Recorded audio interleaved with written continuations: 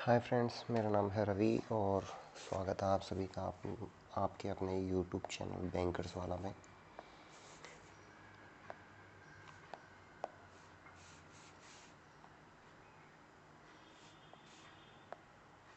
तो आज हम देखने वाले हैं हमारी स्ट्रेटजीज जो रहेगी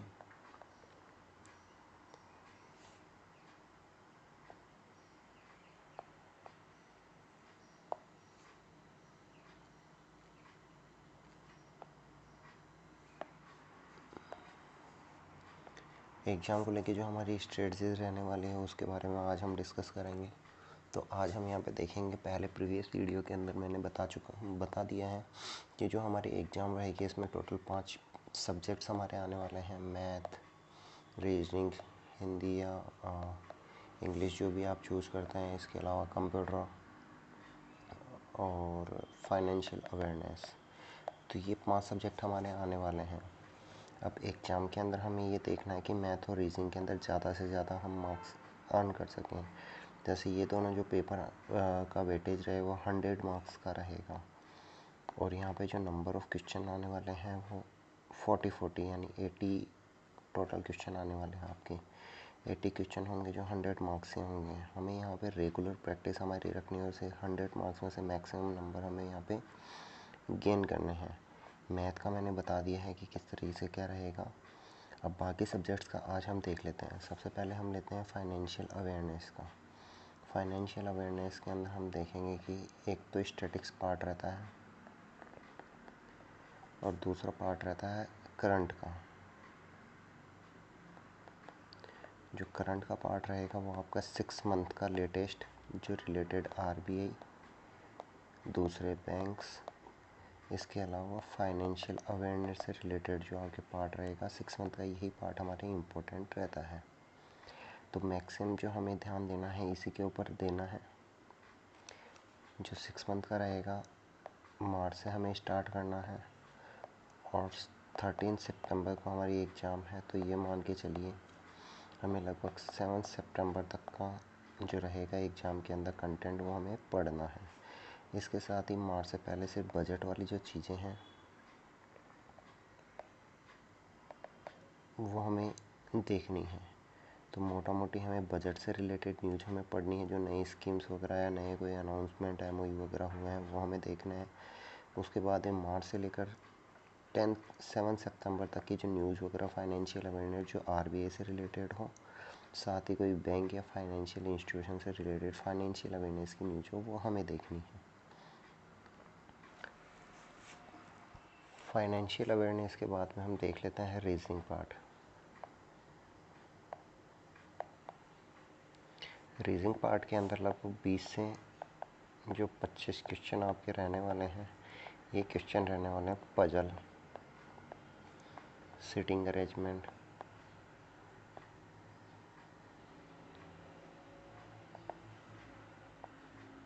ये 2 पार्ट। अब सिटिंग अरेंजमेंट के अंदर सर्किल बेस, लाइनर, अब लाइनर के अंदर सिंगल लाइन भी हो सकती है और हमारे आमने सामने की लाइनर इक्वेशन भी हो सकती है। तो ये तो पार्ट पे हमें फोकस रहना है। इसके लिए हमें डेली कम से कम 1 या 2 पजल हमें डेली सेट लगाने हैं। एक सिटिंग अरेंजमेंट का, एक नॉर्मल पजल। नॉर्मल पजल के अंदर फ्लोर बेस,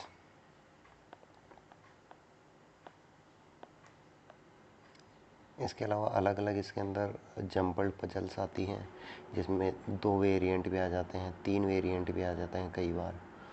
तो ये पजल्स हमें देखनी है। मार्केट से कोई भी आप बुक लेके आ सकते हैं। यहाँ बहुत सारे ऑनलाइन प्लेटफॉर्म्स हैं। ये हमें यहाँ पे बहुत सारा मटेरियल और कंटेंट प्रोवाइड करवा देते हैं, तो आपको कहीं और जाने की ज़रूरत नहीं रहेगी। बस यहीं से आपको प्रैक्टिस करनी है। ध्यान रखना, जितना प्रैक्टिस आप करेंगे और कंसिस्टेंसी के साथ करेंगे उतने ज़्यादा कॉन्सेप्ट आपके क्लियर होंगे, टाइम मैनेजमेंट आपका बैठेगा।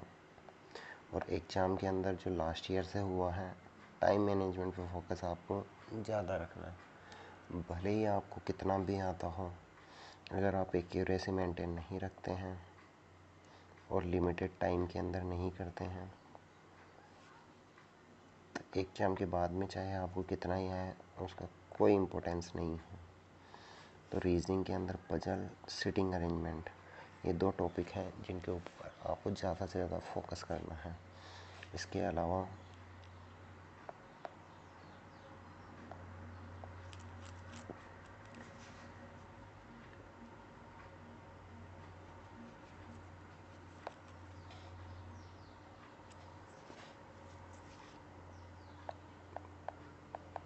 पजल हो गया, सिटिंग अरेंजमेंट हो गया।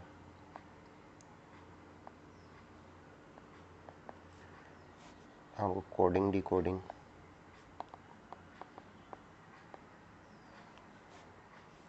ब्लड रिलेशन,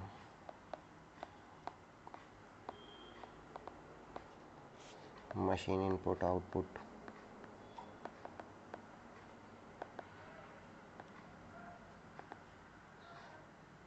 पिछली बार जो आया था पजल, सिटिंग अरेंजमेंट और मशीन इनपुट आउटपुट, इनका जो लेवल था वो इजी टू मॉडरेट लेवल का था। बहुत सारे लोगों ने पजल के अंदर एक बार अगर वो पजल हो गए, खुद पजल्ड हो गए, तो टाइम उनका यहीं पे लैप्स हो गया और पेपर को वो पूरा अटेम्प्ट नहीं कर पाए। बहुत सारे लोग हैं जिनका स्कोर लगभग 110 प्लस रहा, लेकिन रीजनिंग की कट ऑफ वो क्लियर नहीं कर पाए, जिसकी वजह से उनके मार्क्स क्या रहे, कम रहे। तो इस बार वो गलती हमें नहीं करनी है, पेपर को पूरा अटेम्प्ट हमें करना है। जितने सब्जेक्ट हमें सभी को टाइम देना है और सभी की जो कट ऑफ क्लियर करते हुए हमें मैक्सिमम मार्क्स लाने हैं, ताकि जो हमारा कट ऑफ का रहेगा रिटर्न का, यकीन मानिए उससे अगर 20 से 25 नंबर आप प्लस में लेके आ रहे हैं तो आप अपने होम स्टेट के अंदर पोस्टिंग ला पाएंगे। वरना मतलब नहीं है कि राजस्थान का बंदा तेलंगाना जा रहा है, आंध्र प्रदेश जा रहा है, अगर जॉब नहीं है तो वहाँ जा सकते हैं, लेकिन थोड़ी सी मेहनत और हम करेंगे तो अगर हमें अपना होम स्टेट मिल रहा है तो अभी से हम अपने एफर्ट लगाएंगे। तो हमें इसी के ऊपर फोकस रहना है कि मैक्सिमम मार्क्स हम अर्न कर पाए। जितना पेपर को लिमिटेड टाइम के अंदर हम उतना उसको अटेम्प्ट कर पाएँ। Puzzle, sitting arrangement, coding, decoding, blood relation, machine input output, इसके अलावा सिलोक्स वाले क्वेश्चन आते हैं।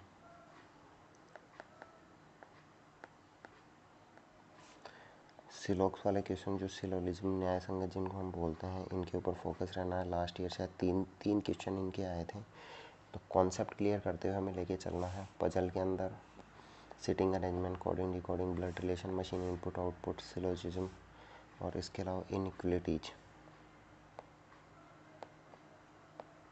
ये वाले टॉपिक हैं।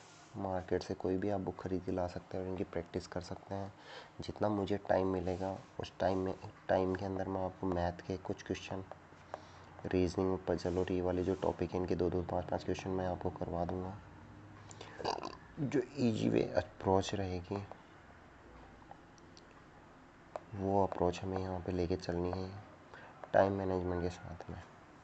तो नेक्स्ट सब्जेक्ट का अब हम देखते हैं। हमने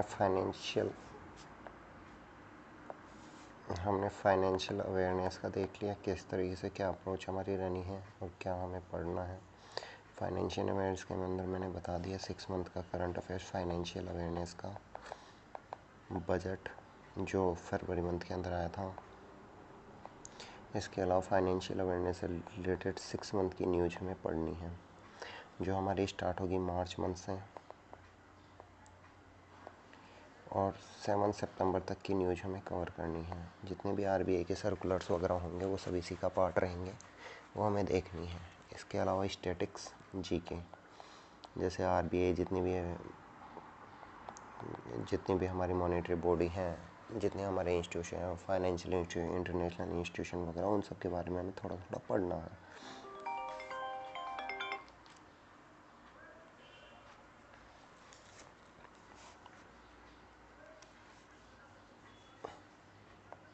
मैथ सब्जेक्ट का हम पहले ही देख चुके हैं किस तरीके से क्या स्ट्रेटजी रहेगी।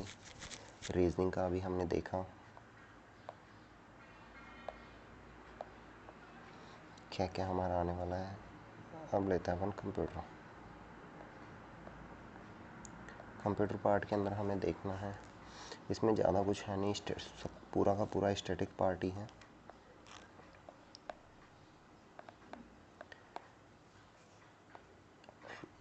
जो कंप्यूटर के न्यूज वगैरह हैं, कोई भी मार्केट से एक सिंपल से आप बुक लेके आ सकते हैं, और बहुत सारी एप्लीकेशन वगैरह हैं, उन पे क्विजेज़, रियल टाइम क्विजेज़ आती रहती हैं। वो क्विजेज़ आप अगर डेली लगाएंगे तो इसमें अपना सफिशिएंट रहेगा, इससे ज़्यादा आपने कुछ करने की ज़रूरत उसमें नहीं है।